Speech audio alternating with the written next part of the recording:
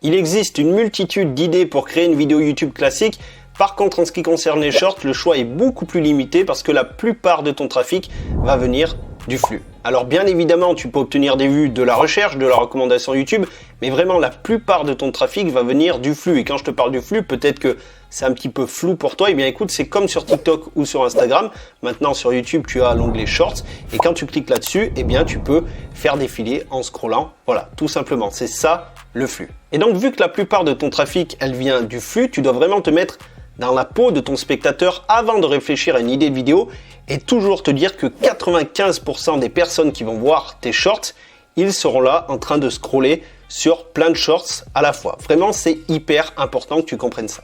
Et du coup, c'est pour ça qu'il y a des idées de vidéos qui marchent très bien pour le YouTube classique, on va dire, et beaucoup moins, voire pas du tout pour les shorts. Je pense notamment aux tutoriels, recettes de cuisine, parce que, encore une fois, ton viewer, il est là, il scrolle, et n'est pas du tout dans l'optique de regarder un tutoriel ou de faire une recette de cuisine. Il est là et ne s'attend pas à grand chose finalement. Et en plus de ça, YouTube a déjà la source de trafic parfaite, on va dire, pour les tutoriels. C'est la recherche YouTube, elle arrive, elle tape sa requête dans la barre de recherche, la personne qui cherche quelque chose, elle arrive sur sa vidéo et merci, au revoir, tout le monde est content. Donc vraiment aucun intérêt pour YouTube de mettre ce type de contenu dans le flux. Et il y a un autre format de vidéo à éviter, même si celui-ci est un petit peu plus subtil, c'est tout ce qui touche vidéo de motivation. Alors sur le principe ça marche, j'ai pu le voir moi-même lors de mes recherches, mais le problème avec ça c'est que la plupart des chaînes qui font ça justement, elles récupèrent des extraits ailleurs pour le republier sur leur chaîne. Et là il y a quelque chose qui leur pend au nez, c'est de se faire striker par les ayants droit. Voilà, donc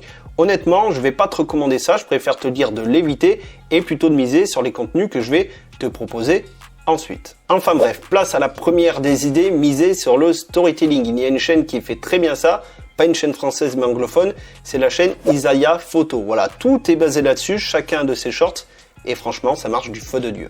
Et franchement, ce que j'aime beaucoup avec ce type de vidéo, c'est que c'est accessible à tout le monde. Vraiment, si on s'en donne un peu les moyens, qu'on réfléchit, on peut sortir des vidéos un petit peu dans le même genre. Bien sûr, on ne copie pas, on s'inspire. Et il a une vidéo qui illustre très bien ça, je trouve, c'est la vidéo où il essaye de dessiner un cercle. Voilà, il a fait un short à ce sujet et ça a fait des millions de vues.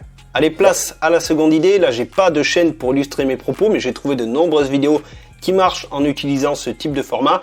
Ce sont les unboxings. Alors autant ce format a vraiment très bien marché avec des vidéos classiques et il marche encore, mais je pense que l'avenir pour ça se situe sur les shorts. Pourquoi ? Parce que par rapport à une vidéo YouTube de 10 minutes où si tu veux juste voir l'unboxing, tu es obligé d'aller jusqu'au bout, galérer avec le curseur, là tu peux perdre 20, 30 secondes, 60 secondes avant de voir ce qu'il y a dans le carton, dans la boîte. Voilà, tu peux te permettre de perdre ce temps-là. Et donc toi en tant que créateur, tu peux garder ton viewer concerné très très longtemps sans fournir d'efforts monstrueux au montage. Et plus tu gardes ton viewer concerné, plus ça envoie un bon signal à YouTube qui va mettre ton contenu en avant. Voilà. Et donc encore une fois, avec ce type d'idée de vidéo, je prends en compte la configuration de mon viewer qui est en train de scroller dans son flux et donc je fais appel un petit peu au mystère. Elle ne sait pas ce qui se cache dans ma boîte, mais elle est susceptible d'attendre pour voir ce qui se passe. Alors qu'une vidéo tutoriel, s'il n'a pas envie de savoir comment on met un clou dans un chevron, il va zapper au bout de 2 secondes. Voilà, il faut vraiment que tu comprennes, cette histoire de configuration, c'est important. C'est pour ça que je tabasse un petit peu à ce sujet. Allez, maintenant place à la troisième et dernière idée que j'ai moi-même testée en créant une chaîne dédiée à ça, c'est en utilisant le hack social. Alors le nom paraît un petit peu barbare comme ça, mais t'inquiète pas, c'est très simple à comprendre. En fait, tu prends le nom d'une célébrité ou d'un youtubeur qui a le vent en poupe, qui est tendance, et tu l'utilises dans ton titre. Voilà, tu fais une vidéo à ce sujet, au sujet de la personne concernée. Et donc pour t'assurer que la personne est vraiment tendance en ce moment, il y a plusieurs choses à faire. Si c'est une youtubeuse, tu te rends dans l'onglet tendance et sur plusieurs jours, tu vérifies si elle se trouve dedans. Alors pas tous les jours, mais c'est lié un jour sur 2, un jour sur 3. C'est plutôt bon signe, il y a des chances que tu fasses des vues à son sujet. Et donc si la personne n'est pas forcément une youtubeuse ou un youtubeur, tu dois employer une autre technique. Tu vas aller voir s'il y a des shorts à son sujet en ce moment. Je précise que c'est en ce moment parce que les shorts, c'est comme les réels Instagram ou sur TikTok, ils meurent assez vite dans le flux. Dans le flux, j'entends.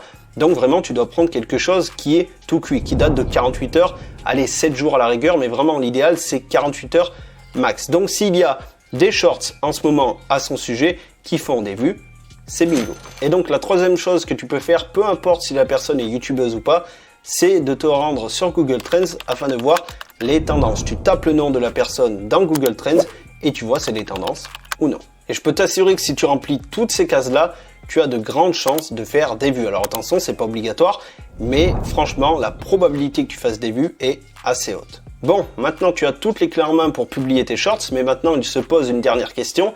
Est-ce que tu les publies sur ta chaîne principale ou sur une chaîne secondaire dédiée? Eh bien écoute, j'ai fait une vidéo justement à ce sujet. Je te l'affiche juste ici, je t'invite à aller la voir. On se retrouve juste derrière. À tout de suite.